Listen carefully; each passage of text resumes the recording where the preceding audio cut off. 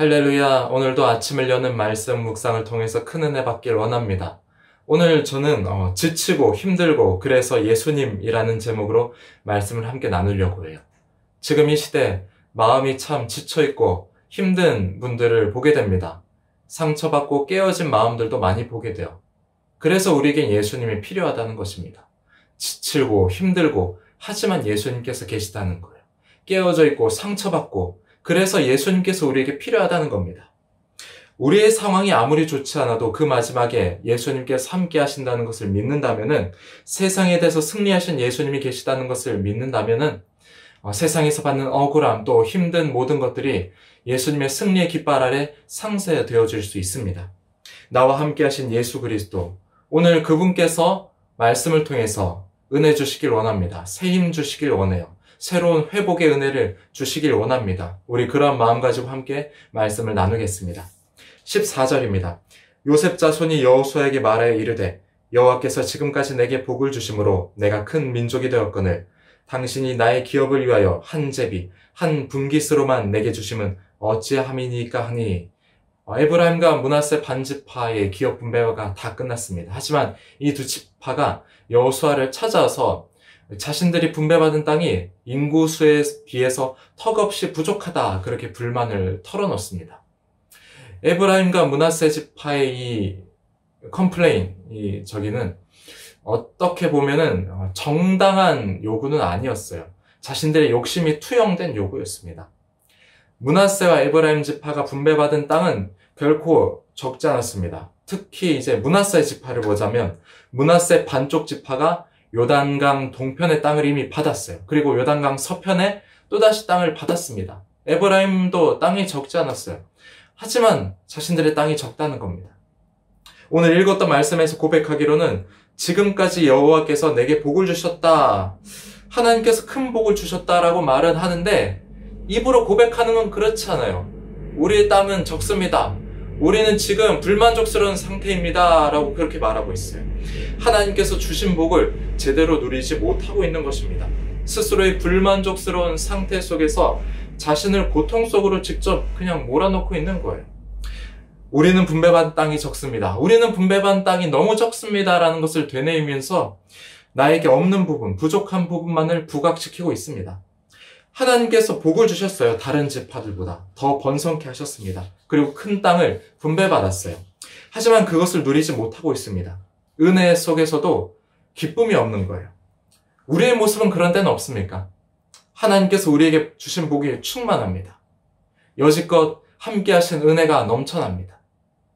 그런데도 우리는 나에게 없는 부분들, 또 가지지 못한 부분들을 부각시켜서 나는 왜 이렇게 힘든가? 나는 왜 이렇게 가진 게 없는가라는 것을, 그것을 더 크게 보진 않습니까? 우리에게 예수 그리스도, 그분 한 분만이면 여러분 충분하지 않습니까? 우리가 주님 외에 다른 어떤 것으로 나를 채워야지 완전한 상태, 만족스러운 상태가 될 수 있을까요? 그렇지 않다는 거예요. 예수님 한 분이면 우리의 삶은 충분합니다. 충만하다는 거예요. 하지만 우리는 주님 외에 더 많은 것들을 요구할 때가 있습니다. 지금보다 더 나은 삶을 원하고요. 더 나은 가정, 더 나은 재정 형편을 원하기도 합니다. 나에게 없는 부분만 크게 보여질 때, 불만스러운 일들이 나에게 확대되어질 때, 그때 우리는 예수 그리스도께로 나의 시선을 돌려야 돼요. 불평이 쉽게 내 마음속을 뒤집어 놓지 못하도록 주님 한 분만을 바라봐야 됩니다. 예수님의 십자가 보혈의 공로로 우리의 모든 죄는 이제 죄의 결박에서 우리는 승리했어요. 하지만 우리는 이 세상을 살고 있습니다. 그래서 세상의 유혹 속에서 우리는 당당하게 맞서 싸워가야 되는 거예요. 그 승리, 주님으로 인한 승리를 누리는 것은 여러분 우리에게 달려있다는 것입니다. 우리의 삶에서 사소하지만 작은 기쁨들을 발견해 보기를 저는 권면드리고 싶습니다. 편의점 김밥 하나로 기쁨을 발견한다면 여러분 믿어주실까요? 아침에 편의점에서 김밥을 사 먹을 때가 종종 있어요. 자주 있습니다. 물론 이제 우걱우걱 씹어 먹으면서 아침을 그냥 지나가기도 바빠요. 그런데 이런 때가 있어요. 편의점에서 김밥을 사면 이제 묵은지 참치 김밥이라는 게 또 있거든요. 여기에 함량된 이제 재료들을 보면은 쌀이 22.96%가 있고요. 묵은지가 이제 17.11%, 참치가 5.25%, 그리고 김이 0.73%가 이제 있어요. 근데 이런 생각이 들 때가 있습니다.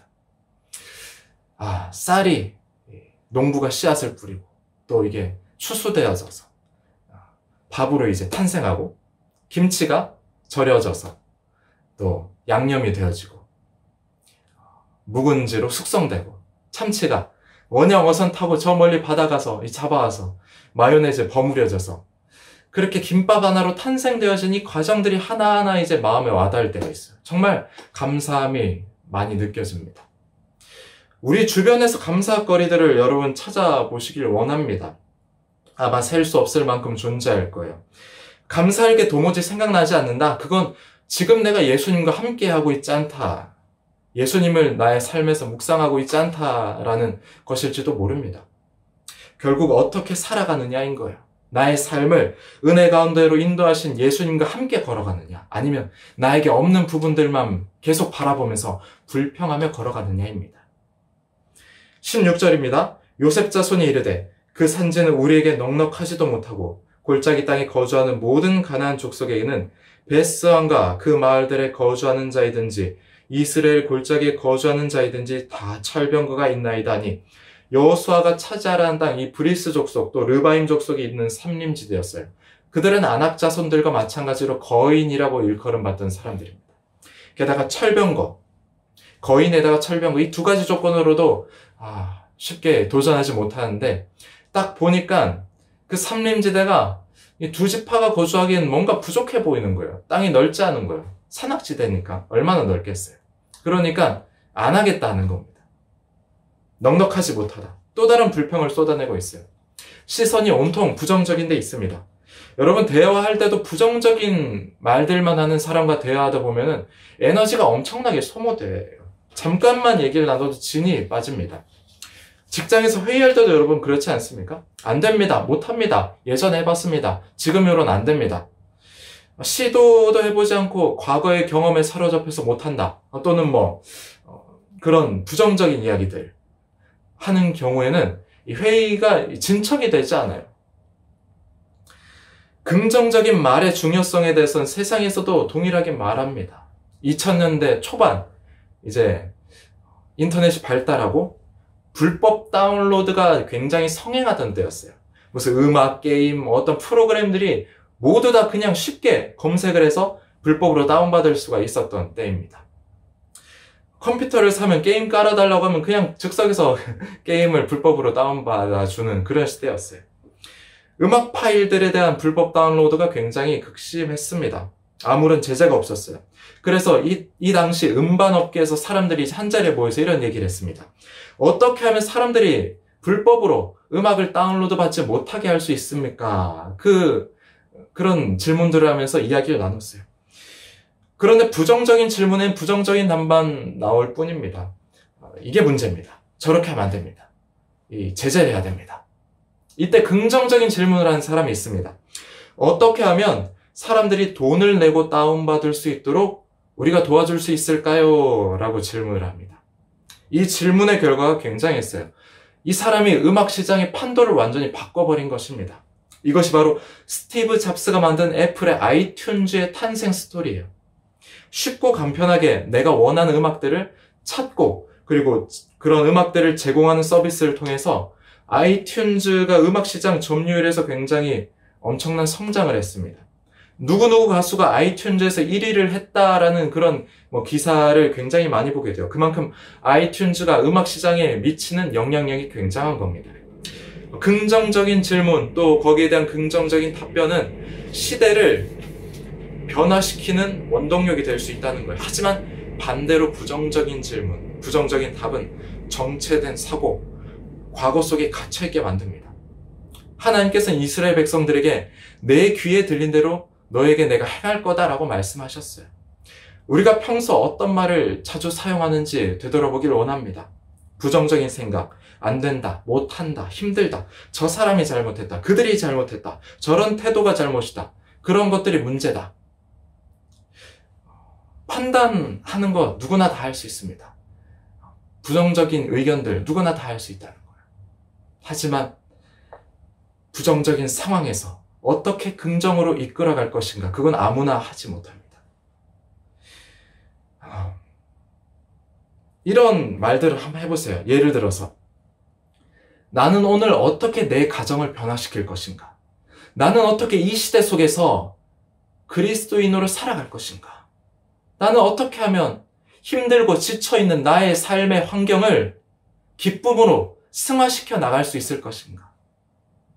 긍정적인 질문을 하면은 그러면 여러분들에게 긍정적인 결단과 도전을 주는 답들이 머릿속에 떠오를 것입니다.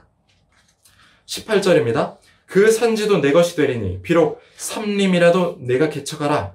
그 끝까지 내 것이 되리라. 가나안 족속이 비록 철병거를 가졌고 강할지라도 내가 능히 그들을 쫓아내리라 하였더라. 여호수아는 계속해서 긍정적인 답을 줍니다. 그 산지도 내 것이 된다. 내가 개척하면 산지 끝까지 내 것이 된다. 철병거를 가졌니? 아니야. 내가 물리칠 수 있어. 이런 말이 있어요. 자신과 싸워서 이겨야만 가장 완벽한 승리다. 자신과 싸워서 이겨야만 가장 완벽한 승리다 라는 말이 있습니다. 세계에서 가장 높은 산 에베레스트 산을 정복한 에드먼드 힐러리라는 사람은 이런 말을 남겼어요. 제가 진정으로 정복한 것은 산이 아니라 저 자신이었습니다. 제 자신을 통제할 줄 알았기 때문에 잠재력을 발휘할 기회가 생겼고 결국 제 인생을 바꿨습니다. 최고로 높은 산을 정복한 사람이 한 말이에요. 좋은 장비? 아니야. 좋은 날씨? 아니야. 좋은 건강 상태? 그것이 아니라 나 자신을 극복한 게 정상에 설 수 있었던 비결이라는 거예요. 여러분. 끝까지 포기하고 싶은 이 스스로의 마음과 싸워서 이겨냈기 때문에 에베레스트를 정복했다라는 겁니다. 여러분, 눈에 보이지 않는 의지는 눈에 보이는 실상을 만들어냅니다. 소망을 품고 믿음의 선포를 하면 보이지 않는 것들의 실상이 우리에게 다가온다는 거예요. 믿음은 바라는 것들의 실상이고 보이지 않는 것들의 증거입니다. 여러분. 여호수아처럼 저 높은 산지도 차지할 거다. 강력한 철병거도 이겨낼 거다. 하나님께 나아간 자는 반드시 그가 상 주시는 분이라는 걸 믿고 여러분 구하고 도전적인 의지와 결단으로 달려가시라는 거예요. 그러면 우리에게 약속된 은혜가 있음을 알게 됩니다. 말씀을 마칩니다. 여러분, 없는 것으로 낙심하지 말고 있는 것으로 감사합시다. 없는 것 하나로 포기하지 말고 받은 것 수백, 수천 가지로 다시금 도전합시다. 오늘 긍정적인 질문과 긍정적인 답을 해보며 우리의 삶에서 계속해서 믿음의 선포를 하십시오. 예수님께 허락하신 은혜의 기쁨 이미 내 앞에 도착해 있습니다.